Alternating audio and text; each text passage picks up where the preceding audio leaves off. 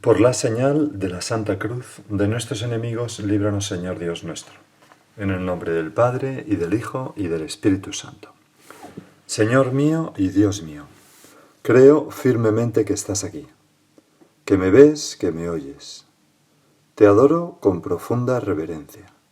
Te pido perdón de mis pecados y gracia para hacer con fruto este rato de oración. Madre mía Inmaculada, San José, mi Padre y Señor, Ángel de mi guarda, interceded por mí. Hemos pedido ayuda al Señor, a la Virgen, a los ángeles, a San José para hacer bien este rato de oración, para hacerlo con fruto. La oración solamente sale bien cuando nosotros ponemos de nuestra parte pues ese deseo de entrar en contacto con Dios vivo, con el Espíritu Santo dentro de nosotros, con nuestro Padre Dios en el cielo, con el Señor en la Eucaristía, etc. Tenemos que no limitarnos a escuchar, sino interiormente ir dialogando, ir hablando en nuestra cabeza y en nuestro corazón con el Señor todas estas cosas. Y escuchando también lo que nos tiene que decir el Señor. En el Evangelio de hoy, que es parte del Sermón de la Montaña, se recoge uno de aquellos habéis oído, pero yo os digo que el Señor con gran autoridad fue diciendo en ese sermón. Ayer, si recordáis, el Señor nos decía que habéis oído que se dijo ojo por ojo y diente por diente, pero yo os digo, al que te abofetea, ofrécele la otra mejilla, al que te pide, dale, el que te pide la túnica, dale el manto, etc. Bueno, pues hoy es uno de estos, como digo, que dice así. Habéis oído que se dijo, amarás a tu prójimo y aborrecerás a tu enemigo. Pero yo os digo, amad a vuestros enemigos y rezad por los que os persiguen, para que seáis hijos de vuestro Padre Celestial, que hace salir su sol sobre malos y buenos, y manda la lluvia a justos e injustos. Porque si amáis a los que os aman, ¿qué mérito tendréis? ¿No hacen lo mismo también los publicanos? Y si saludáis solo a vuestros hermanos, ¿qué hacéis de extraordinario? ¿No hacen lo mismo también los gentiles? Por tanto, sed perfectos como vuestro Padre Celestial es perfecto. Claro, en el ambiente judío de nuestro Señor, el prójimo, pues era el judío, no el gentil y no el publicano, no. El prójimo es los de mi tribu, ¿no? Los míos. Esos son el prójimo al que hay que cuidar y al que hay que amar. A los demás, nada, ¿no? Muchas veces le llamaban así, ¿no? Pues perros les llamaban, incluso. Y nuestro Señor pega un salto, ¿no? Eleva esto, dice, si amáis a los que os aman, ¿qué mérito tendréis? ¿No hacen lo mismo también los publicanos? Y si saludáis solo a vuestros hermanos, ¿qué hacéis de extraordinario? ¿No hacen lo mismo también los gentiles? Es decir, todo el mundo quiere a su familia, o casi todo el mundo. Es verdad que hay gente que no sé, que está un poco degenerada, pero Aristóteles, que era, en fin, hace ya 2400 años, 2500 de él, pues Aristóteles decía que quien no quiere a su padre y a su madre no merece razones, sino palos, ¿no? Está animalizado. Bueno, todos, cualquier ser humano, a su familia, a los suyos, pues los queremos. ¿Cómo diría yo? Y nos vemos correspondidos en ese amor tantas veces. Cuando había en España todavía el terrorismo de ETA, recuerdo haber oído muchas veces que las personas que habían vivido cerca de esos que luego se rebelaron como terroristas, pues decían que eran buenos vecinos, que incluso pues eran buenos padres, los que eran padres, buenos hermanos, buenos hijos, pero desde luego no eran buenos cristianos, eran asesinos, ¿no? Joseph Goebbels, el ministro de propaganda del Tercer Reich de Hitler, pues era un buen padre de 6 hijos, hasta por lo menos en algunos momentos, ¿no? Porque luego se suicidió y los mató antes a los 6, ¿no? No era tan buen padre. Pero Hitler quería a Eva Braun, evidentemente. En fin, y así podríamos seguir, ¿no? Hace muchos años leí una biografía muy curiosa que era de un asesino a sueldo, y ahí se contaba precisamente esto, que quería a su familia, a sus hijos, los cuidaba, y era un padre ejemplar en muchos aspectos. Incluso un marido ejemplar también. Nadie de su familia sabía que él se dedicaba a eso. Bueno, pues entendemos, Señor, que esto lo hace todo el mundo, pero tú nos dices, no, pero ser cristiano, no te puedes conformar con eso. Tienes que hacer más. Tienes que ser perfecto como vuestro Padre Celestial es perfecto. Ese Padre bueno que hace llover sobre justos e injustos, salir el sol sobre malos y buenos. Es decir, tenemos que dar como un paso que nos haga demostrar, o que muestre, mejor dicho, que somos hijos de Dios. Hijos de Dios, que tenemos en nuestra alma un germen divino, que nos hace capaces de algo que, desde luego, los animales no, pero otra persona que no tenga ese germen divino es difícil que lo haga. ¿Y eso qué es? Amad a vuestros enemigos y rezad por los que os persiguen. Es lo más difícil del mundo. Amar a nuestros enemigos y rezar por ellos. Me acuerdo que hace quizás un par de años o 3, no lo recuerdo bien, pero estaba en mi casa y entonces estábamos cenando y propusieron, vamos a ver una película. Y yo dije, no, yo no voy a verla porque tengo que irme a preparar una meditación que tengo que dar mañana. Y entonces, medio en broma, medio en serio, me dijeron, pero a ver, ¿de qué vas a dar la meditación? Y la preparamos aquí entre todos en un momento y te vienes a ver la película. Y entonces dije, pues tengo que hablar del amor a los enemigos y del perdón de las ofensas. Y entonces uno de los que estaba allí, catedrático de universidad, me dijo, pues mira, te voy a decir una cosa. Yo, en el departamento, en la universidad, he comprobado que los cristianos y los no cristianos somos muy parecidos. Pues a veces nos enfadamos, tanto los cristianos como los cristianos, a veces hay alguno que es un poquillo vago y puede ser un cristiano o no cristiano, a veces hay alguno que no le ha ido bien el matrimonio y puede ser un cristiano o no cristiano. Somos muy parecidos en casi todo, pero hay una cosa en la que yo noto una diferencia entre los que son cristianos y los que no lo son. Y es que cuando hay una pelea gorda por celos o por algún otro motivo dentro del departamento, si las personas que se han peleado son cristianas, acaban haciendo las paces, acaban perdonándose y reconciliándose. Pero cuando no son cristianos, eso queda enconado para siempre. Y es muy verdadero, ¿no? Es la señal, la piedra de toque del cristiano. Bueno, y cuando había acabado de decir esto, otro, también catedrático de universidad, pero no de matemáticas como el anterior, sino en este caso de derecho, pues dijo, pues mira, te voy a contar yo también una cosa que tiene que ver con esto. Yo, cuando me presenté a la cátedra, hice la oposición, en el tribunal había 2 personas que me hicieron la vida muy imposible, porque no querían que yo sacara la cátedra, sino uno que era el suyo, ¿no? Y entonces se portaron, creo yo, que bastante mal y deshonestamente conmigo. Y entonces, pues yo tengo una lista, esta persona que hablaba es una persona que va a misa cada día, decía, tengo una lista de personas, que están mis padres, amigos, etcétera, a los que yo rezo todos los días por ellos, en la acción de gracias de la misa, pido por ellos. Y ahí tengo los nombres de estas 2 o 3 personas que me hicieron ese daño. Y entonces también rezo por ellos todos los días. Y de vez en cuando le pregunto al Señor, bueno, Señor, ya está bien, ¿no?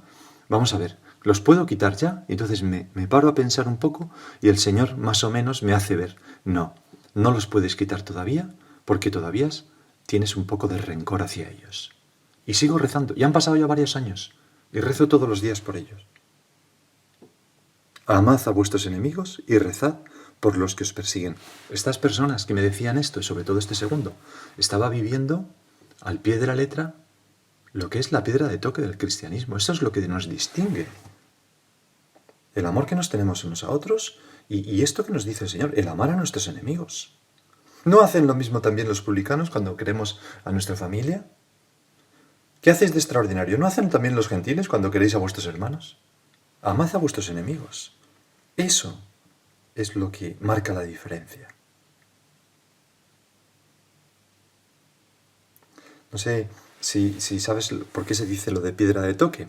La piedra de toque es una piedra de jaspe negro. Bueno, ahora es una piedra ya compuesta de otras cosas, ¿no? Pero bueno, tiene una peculiaridad y es que es bastante inerte, o sea, no se deja agredir, no se deja estropear por el ácido, ¿no? Entonces, pues lo que se hace con esa piedra de toque es que se frota o se raya un metal como de oro, o sea, una aleación de oro, ¿no?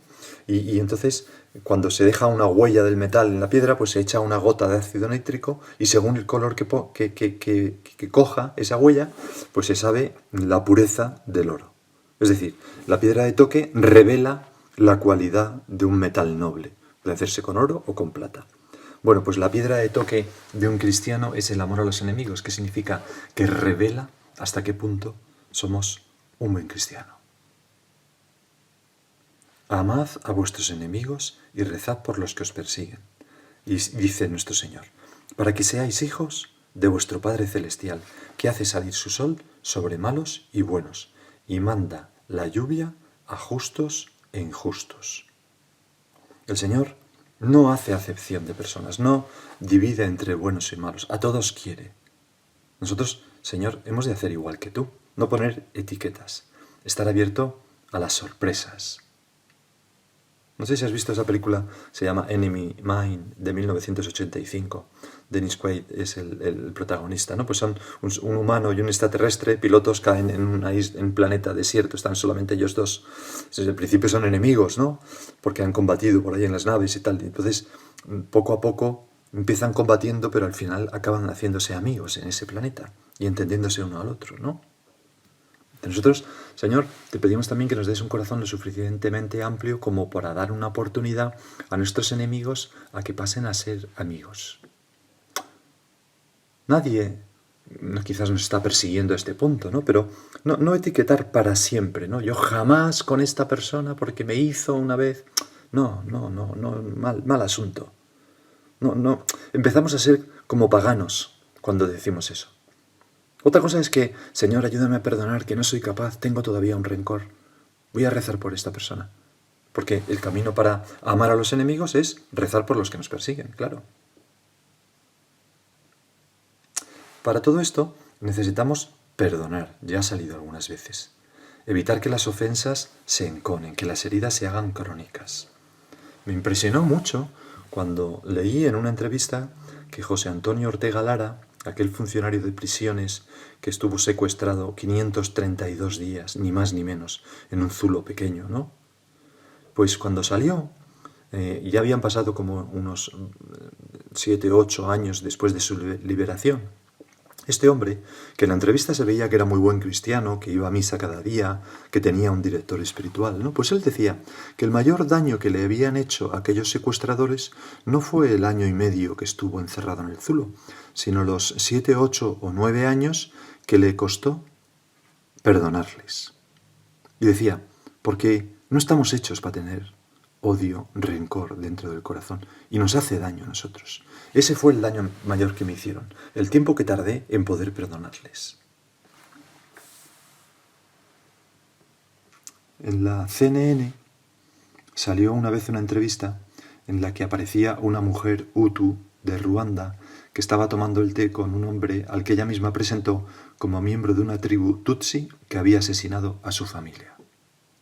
Entonces el entrevistador, muy sorprendido, le preguntaba, ¿y por qué toma el té con él? ¿Le ha perdonado? Sí, respondía ella, le he perdonado. Y explicaba, a continuación, que aquel hombre iba todas las semanas a tomar el té con ella. ¿Por qué? Pues lo hace para vivir en mi perdón, decía. Y al oírle, pues uno se daba cuenta de que ese era el modo que ella tenía de tratar con su propia pena.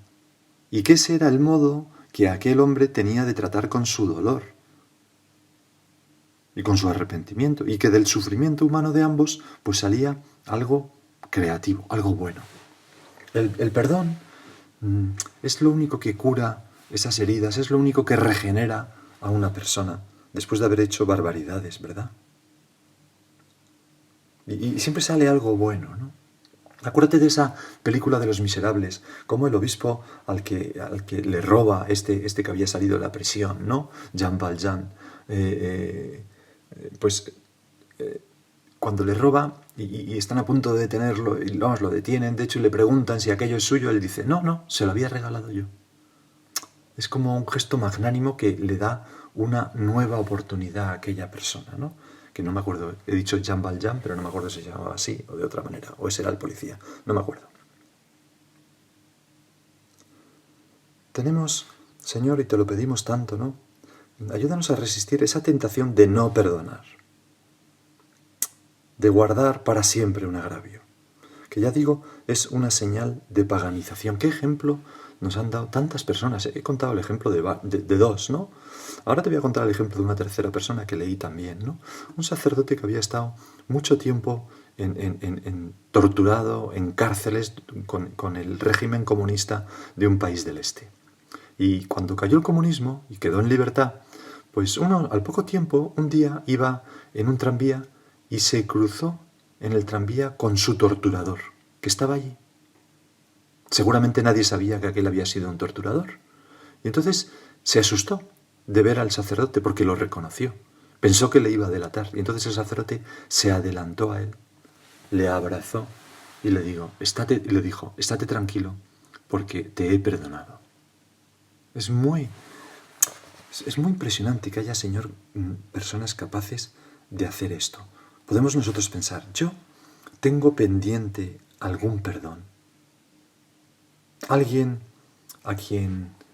que me hizo alguna cosa, pero que yo le sigo guardando un rencor. Tengo pendiente a alguien así en mi familia, en mi trabajo, en mi país, en mi ciudad. Vamos a pedirle, como escribió León Tolstoy en aquella novela de Ana Karenina, ¿no? Cuando el marido abandonado de Ana Karenina, ¿no? Alejo Alejandrovich, si no recuerdo mal, le dice, viendo que bueno, está a punto de morir cuando da a luz a su hijo, que no es hijo suyo, es hijo de la persona con la que se fue Ana Karenina, que es el conde Bronsky, ¿no? Pues le dice al conde Bronsky, una sola cosa pido al Señor, que no me arrebate la alegría de perdonar. Y con un gran esfuerzo, pues perdona a su mujer, ¿no? Que se había ido con el conde Bronsky. Amad a vuestros enemigos y rezad por los que os persiguen. Ya he dicho que muchas veces el camino para conseguirlo primero, amar a los enemigos, por tanto perdonarles, es rezar por ellos, por todos los que nos persiguen. Y el compendio del Catecismo de la Iglesia dice algo que es muy consolador. Dice, no está en nuestra mano no sentir ya la ofensa y olvidarla. ¿Verdad? Muchas veces, pues oye, no sé qué hacer para perdonar esto porque me sigue doliendo en el corazón.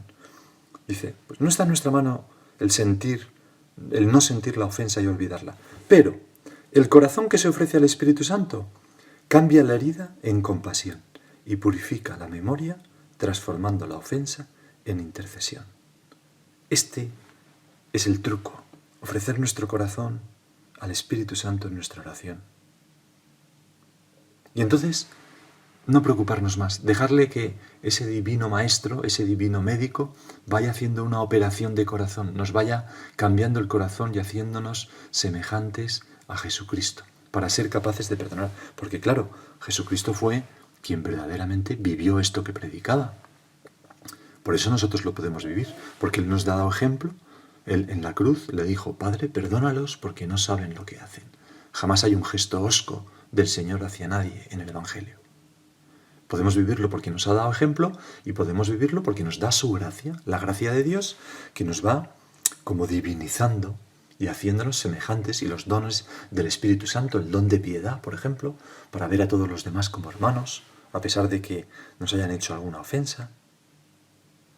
Un paso muy básico para empezar a amar a alguien es no hablar mal de esa persona. Tenemos también tantos ejemplos, ¿no? Los santos, cuando son contradichos, cuando son calumniados, cuando son difamados, ¿qué hacen? Callan. A ejemplo de nuestro Señor. Jesús callaba. Hasta el punto que Pilato le dice, ¿callas? ¿No oyes todo lo que dicen de ti? Le asombra. San José María, por ejemplo, cuando le criticaban tanto en Barcelona, y pues él que decía a sus hijos de allí, pues que de ninguno de nosotros salga una palabra mala para esas personas que son instrumentos de Dios para purificarnos. Así hablaba San José María. Jamás hablaba mal de las personas que le hacían daño. Al revés, rezaba por ellas. La piedra de toque del cristiano, claro, Señor. Por eso San José María es santo y nosotros somos unos mequetrefes y adoquines tantas veces, ¿no? Pero en fin, tenemos que luchar para, con tu gracia, ir siendo cada vez más santos, como tú quieres. Lo has dicho en el Evangelio, sed perfectos como mi Padre Celestial es perfecto.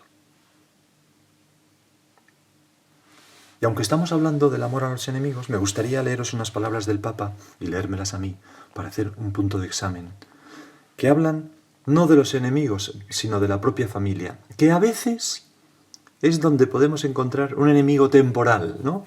Me he enfadado con mi marido, con mi mujer, con mi padre, con mi madre, con mis hijos, y estoy un día, 3 horas enemistado, ¿no? Ese tipo de enemigos, porque claro, no son nuestros enemigos. Pero los aplicamos a esas horas, ¿no? En que estamos así.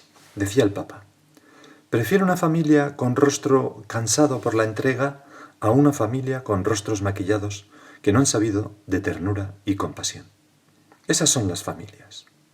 Cuando les pregunté a don Aniceto y señora quién tuvo más paciencia en estos más de 50 años, 2 personas que habían dado su testimonio en esta reunión, contestaron: los 2, padre.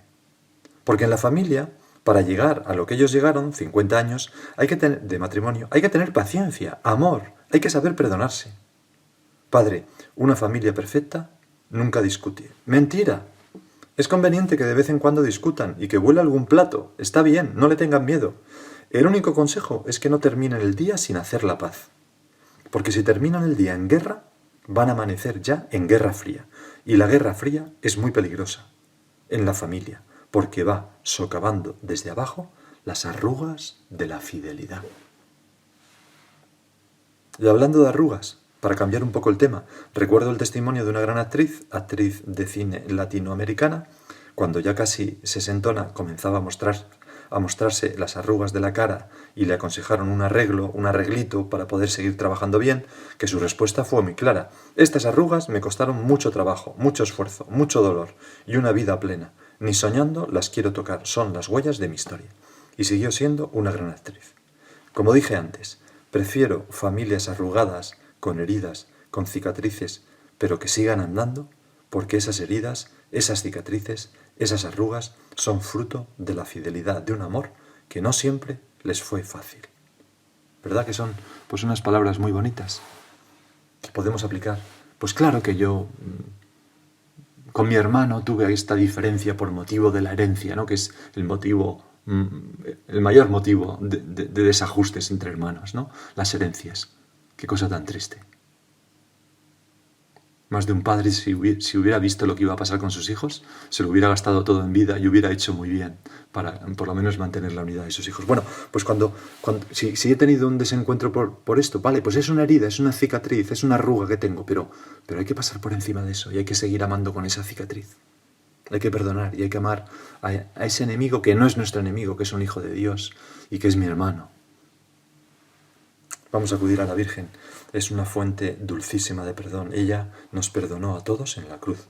Madre, danos un corazón bueno que sepa perdonar como el tuyo. Y cada uno de nosotros puede hacer ahora un examen personal para ver en qué puede mejorar en esto de amar a los enemigos.